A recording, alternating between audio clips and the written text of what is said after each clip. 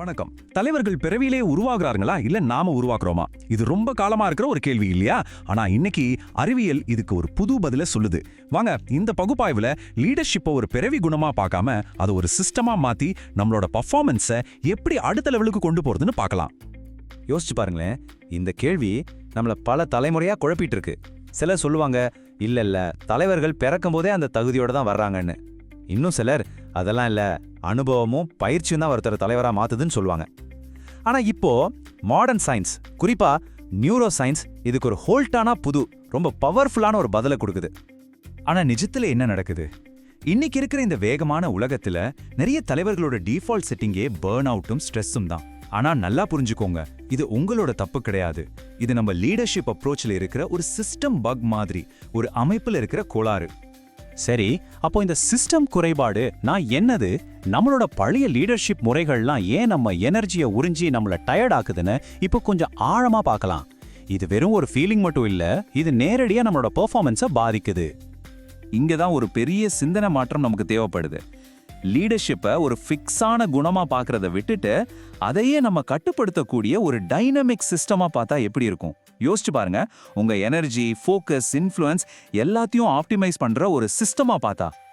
இந்த புது ரொம்ப பவர்ஃபுல்லான அப்ரோச்சுக்கு பேர் தான் பயோ ஹேக்கிங் லீடர்ஷிப். இது எப்படி இருக்குன்னா, உங்களோட லீடர்ஷிப் ஸ்கில்ஸ்க்கு ஒரு புது பிராண்ட் நியூ ஆப்ரேட்டிங் சிஸ்டமை இன்ஸ்டால் பண்ற மாதிரி. வாங்க இது என்னன்னு இன்னும் டீட்டெயிலா பார்க்கலாம். சிம்பிளா சொல்லணும்னா, உங்க உடம்பையும் மனசையும் ஒரு சூப்பர் கம்ப்யூட்டரா நினைச்சுக்கோங்க. பயோ ஹேக்கிங்கிறது அந்த சூப்பர் கம்ப்யூட்டரோட பர்ஃபார்மன்ஸை ஏத்துறதுக்காக நாம சயின்ஸ் பேஸ்ட் சீட் கோட்ஸை பயன்படுத்துற மாதிரி தான். இது கண்டிப்பா உங்களோட லீடர்ஷிப்பை அடுத்த லெவலுக்கு கொண்டு போகும். இதைத்தான் ஸ்காட் ஹட்சசன் ரொம்ப அழகா சொல்றாரு.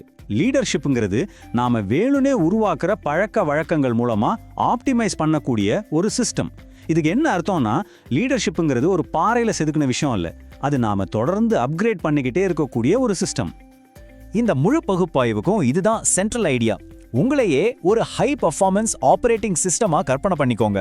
அப்போ உங்க உடம்பும் மனசும் அதோட ஹார்ட்வேர், நீங்க செய்யற வேலைகள், உங்களோட பழக்க வழக்கங்கள் இதெல்லாம் அதோட சாஃப்ட்வேர். இங்க இருக்கிற நல்ல விஷயம் என்னன்னா, இது ரெண்டையுமே நம்மால அப்கிரேட் பண்ண முடியும். சரி, இந்த அப்கிரேட் பண்றது எப்படின்னு கேக்குறீங்களா? எந்த ஒரு சிஸ்டமா இருந்தாலும் சரி, அப்கிரேட் அதோட அஸ்திவாரமான ஹார்ட்வேர்ல இருந்து ஆரம்பிக்கணும். நமக்கும் அதே தான். நம்ம உடலையும் மனசையும், அதாவது நம்ம ஹார்ட்வேரை எப்படி மேம்படுத்துறதுன்னு முதல்ல பார்க்கலாம். ஒரு தலைவருக்கு ரொம்ப முக்கியமான சக்தி எதுன்னா அது குறையாத ஆற்றலும் தெளிவான சிந்தனையும் தான். அதுக்கு இந்த விஷயங்கள்லாம் ரொம்ப ரொம்ப அவசியம். நல்ல தூக்கம், சத்தான சாப்பாடு, அப்புறம் உடற்பயிற்சி. இது இல்லாமல் பீக் பர்ஃபார்மன்ஸை பற்றி யோசிக்கவே முடியாது. ஒன்று ஞாபகம் வச்சுக்கோங்க, ரெஸ்ட் எடுக்கிறது டைம் வேஸ்ட் கிடையாது, அது உங்களோட பர்ஃபார்மன்ஸ்க்கான ஒரு இன்வெஸ்ட்மெண்ட். உடல் ஆரோக்கியம் ஒரு பக்கம்னா, அடுத்தது நம்ம மனசோட கூர்மை. இங்க சொல்ற மைண்ட்ஃபுல்னஸ், டீப் ஒர்க்குக்கு டைம் பிளாக் பண்றது மாதிரி விஷயங்கள்லாம் உங்க கவனத்தை, எமோஷனல் இன்டெலிஜென்ஸை, அப்புறம் ரெசிலியன்ஸை, அதாவது மீண்டு வர திறனை அதிகப்படுத்தும்.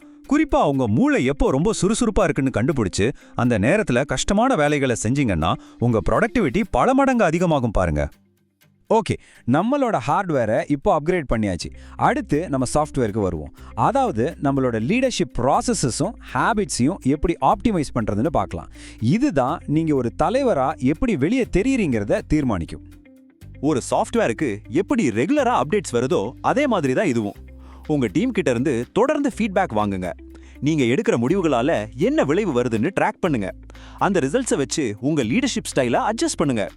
இப்படி தொடர்ந்து கத்துக்கிட்டு உங்களை நீங்களே ரிஃபைன் பண்ணிக்கிட்டா நீங்க ஒரு அடாப்டபிள் லீடரா உருவாகலாம். உங்களோட எனர்ஜி லெவல் நீங்க எடுக்கிற முடிவுகளை எவ்வளவு மாத்துதுன்னு இங்க பாருங்க. நீங்க சோர்வா, லோ எனர்ஜில இருக்கும்போது நம்ம முடிவுகள்லாம் ரொம்ப ரியாக்டிவாகவும் ஒருதலைபட்சமாகவும் இருக்கும். ஆனா நீங்க பீக் எனர்ஜில இருக்கும்போது அதே முடிவுகள் தெளிவாகவும் ஸ்ட்ராட்டஜிக்காகவும் நல்லா யோசிச்சும் எடுக்கப்பட்டதா இருக்கும். இது சாதாரண விஷயம் இல்ல, இதுதான் வெற்றிக்கும் தோல்விக்கும் இருக்கிற பெரிய வித்தியாசம். சரி, இவ்வளோ நேரம் நம்ம பேசினதுலேருந்து நீங்க எடுத்துக்க வேண்டிய முக்கியமான டேக்அவே என்ன? இதுதாங்க இந்த முழு பகுப்பாய்வோட மைய கருத்து. லீடர்ஷிப்புங்கிறது உங்களுக்குள்ள பூட்டி வைக்கப்பட்ட ஒரு திறமை கிடையாது, அது உங்க கண்ட்ரோல்ல இருக்கு. சரியான கருவிகளையும் பழக்க வழக்கங்களையும் வச்சு உங்க லீடர்ஷிப்பை நீங்களே என்ஜினியர் பண்ணலாம், ஆப்டிமைஸ் பண்ணலாம், அப்கிரேட் பண்ணலாம். இந்த பகுப்பாய்வை முடிக்கிறதுக்கு முன்னாடி உங்ககிட்ட ஒரு கேள்வி. இன்னைக்கு நாம பார்த்த விஷயங்கள்ல இருந்தே உங்களோட லீடர்ஷிப் ஆபரேட்டிங் சிஸ்டம்ல நீங்க செய்ய போற முதல் அப்கிரேட் என்ன? அது ஒரு சின்ன விஷயமா இருக்கலாம், பெரிய விஷயமா இருக்கலாம். ஆனா அந்த முதல் அடியை இன்னைக்கே எடுத்து வைங்க.